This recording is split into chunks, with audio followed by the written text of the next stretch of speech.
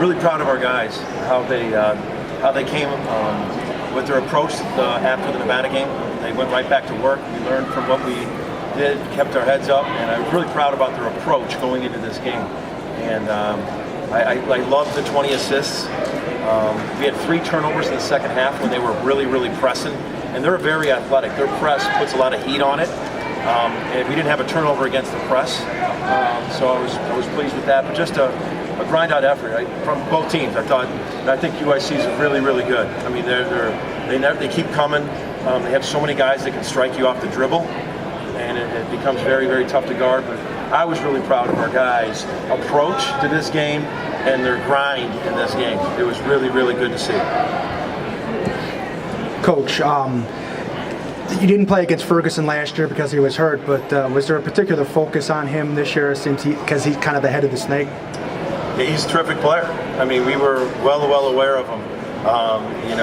We followed their team, obviously, last year. And we saw when he came back, and he really was a difference for their team last year when he got back. And our guys had tremendous respect for all their players. And with him, he's so long. He's a bigger point guard. He kind of reminds us of Milton Doyle, and a longer guard that can see over, make shots, take you by, pass it. So a lot of respect for him. He's a very good player. Coach, 20 assists tonight. What can you kind of say, just what's changed about you guys moving the ball around, at least from earlier in the season? Nothing's really changed. We've moved the ball around. We have a statistical, an analytics person doing our analytics, and through 7 games, we were getting 68% of our shots were open shots. That's higher than last year. So I thought we knocked down some shots. I thought that was good to see, but nothing's changed. We had knocked down some shots. We kept on moving it. I guess we were a little bit better. I will say this, what's changed. We had more good possessions than we didn't have any bad possessions. And I think sometimes in transition, if we didn't get a layup, we were really throwing for an open layup or a paint touch 3. And if we didn't get it, we were grinding out. So I thought we had more good possessions, and that led to 20 assists. You had to switch the lineup with injury, of course, but Cephas and Isaiah, just how do you think they did, and what do you need to see from Isaiah? 2 freshmen getting their first starts in a city rivalry game, I thought they had a great atmosphere here. I thought they did a really nice job. I thought Cooper came out right out of the gate. He just got a high level of confidence. You saw it in the Nevada game. He has a high level of confidence.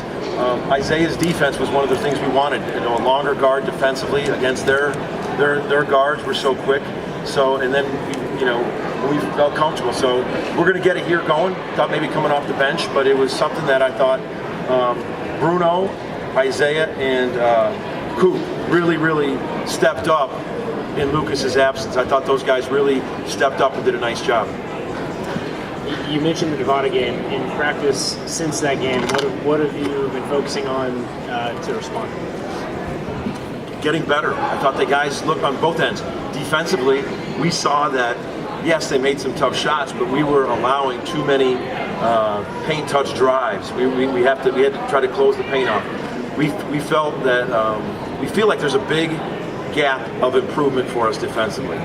We feel that. The guys believe it, they feel it, and that's what's good. I saw a better, some better things today, and offensively, their approach. I thought we really talked about not stacking bad possessions.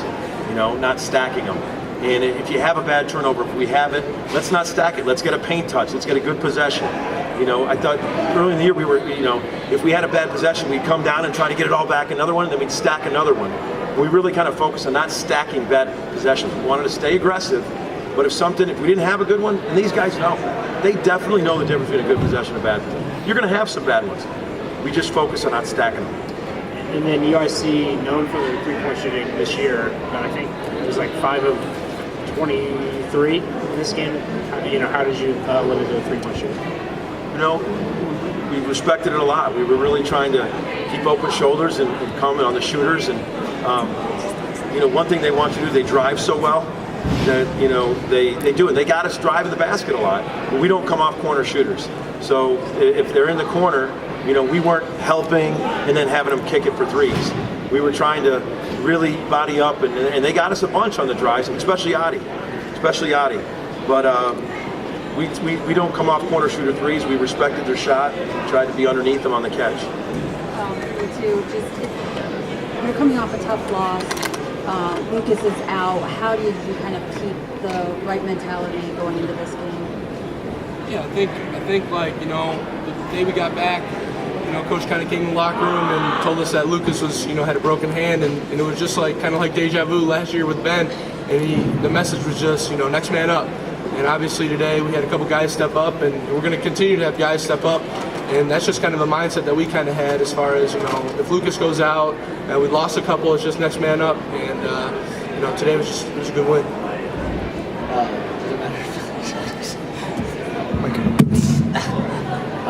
Yeah, I mean, obviously Lucas, we feel for Lucas. We're sad that he's out for a little bit here, but like he said, I mean, last year it ended up being kind of a good thing for us when Ben went out last year because it got more guys minutes, and at the end of the year we had strength in numbers, as Coach always says.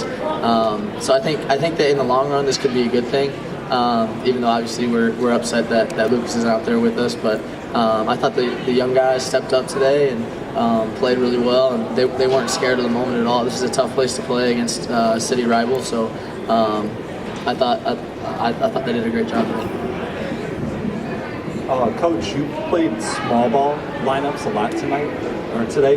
Was that just like because of the matchup, or was that like a season trend that you're going to start with more? I'm trying to find Krutwig's minutes. He played 30 minutes, so we weren't trying to play, and then Christian played 7, and Frank played 2. So I think we had one of the 3 centers in there. It was just a couple possessions at the end of the game. We went small just to maybe switch everything or offensively to space it against the press. But we he played 30 minutes. Christian played. We definitely were going through him a lot. But he did a really nice job getting the ball at the elbow and then getting the ball inside. Our small ball is 4 guards and one of the bigs. That's almost not small ball. That's just kind of normal for us. And we only had a couple possessions just against the press late where we had all 5 guards. But for us, normal is 1 big, 4 guards.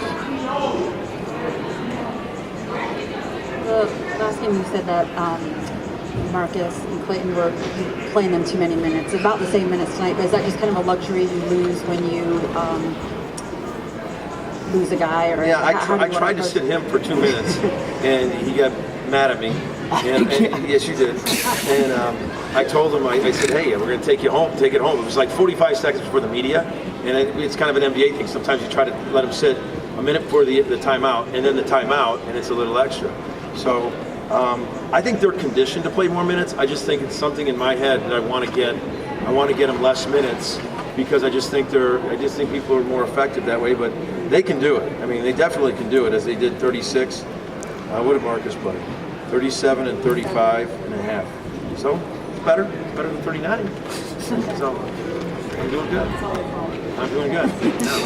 And then for Cam and Clay, can you guys kind of just statement on the game and whatnot? What's it like to come back and get a win like this? I mean, after 2 losses, obviously you're sick to your stomach and think about it at night before you go to sleep. So it's nice to get a good taste back in our mouth after taking 2 tough losses. We just got to keep getting better. I mean, we got to continue to get better as the season goes on, and so at the end of the year we're playing our best. Obviously for me, UIC is a really, really good team, but it was nice to play a city team and beat them every year that I was here. So that was kind of a cool thing. So I mean, I'm proud of the way our team responded after 2 losses. He doesn't have to worry about bulletin board material anymore.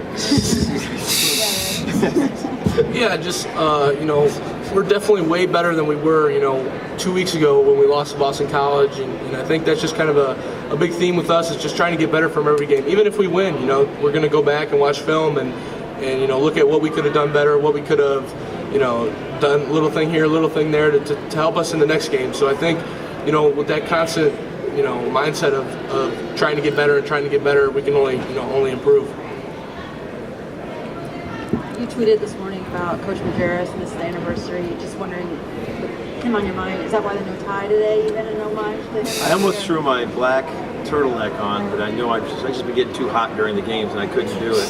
with the black turtleneck on the game. But yeah, obviously it's a day to remember for me.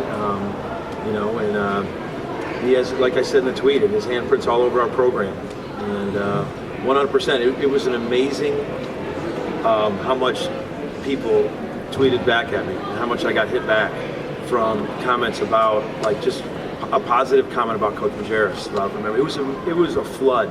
I had a flood of responses from all over, people from Milwaukee, people from St. Louis, people from Utah, former players. So it was I know he was looking down for sure. Any other questions? Thanks, guys.